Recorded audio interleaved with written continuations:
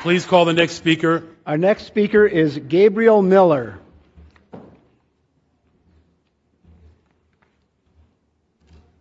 Gabriel, press *6 to unmute.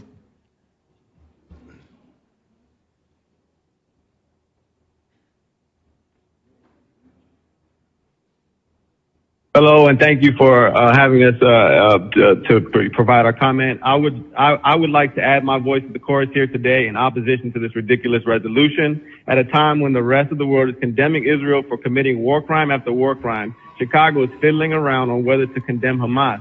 By doing so, Chicago will be doing its part in enabling the genocide of Palestinians. And this resolution acts like it's on the side of innocent civilians.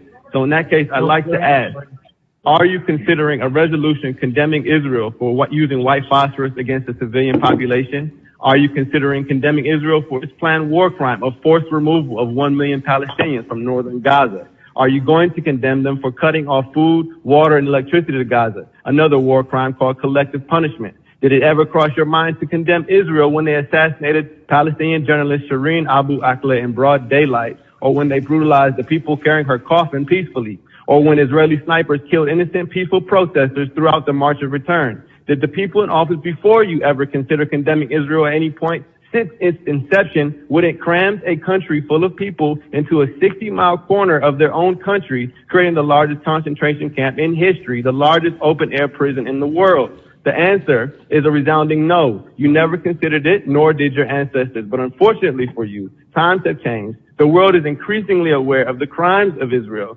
and increasingly aware of the framework of politicians who enable their continued apartheid by resolutions such as these.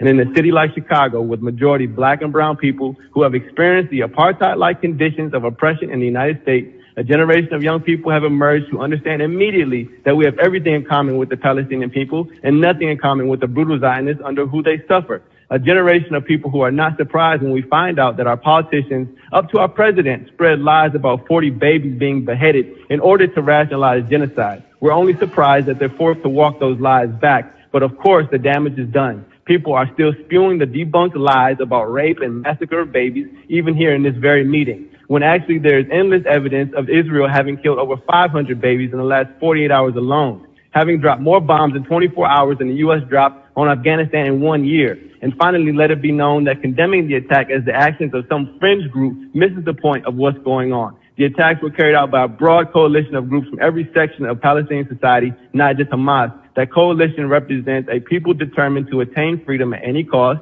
and they have arrived at this point in the face of a broad coalition of right-wing Zionists and their supporters like those in the city council who would start a meeting with a prayer calling for their attempt at freedom, a second Holocaust, where are so silent you could hear a rat piss on cotton when innocent, peaceful Palestinians are annihilated day in and day out like the Native Americans of this country. If it were another time, these same people would be condemning Africans for rebelling against their slave masters during slavery, such as Nat Turner or in the Haitian Revolution. Thank you.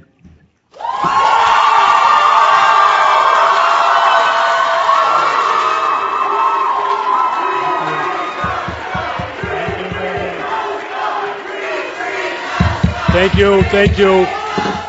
Please. Thank you. Please.